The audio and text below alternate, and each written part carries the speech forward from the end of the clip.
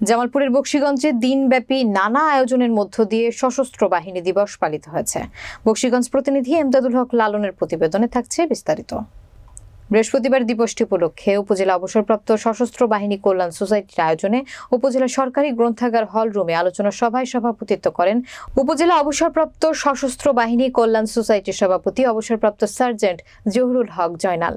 এতে প্রধান অতিথি হিসেবে বক্তব্য রাখেন উপজেলা নির্বাহী কর্মকর্তা অহনা জিন্নাত।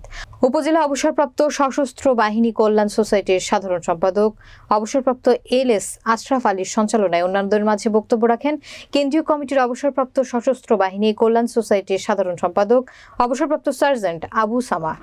বকশীগঞ্জ থানার উপপরিদর্শক কামাল হোসেন, বীর মুক্তিযোদ্ধা নওশেদ আলী, বকশীগঞ্জ শিল্প ও বণিক সমিতির সদস্য সচিব এবং পৌর যুবদলের আহ্বায়ক সাইফুল ইসলাম তালুকদার শাকিল সহ আরো অনেকে।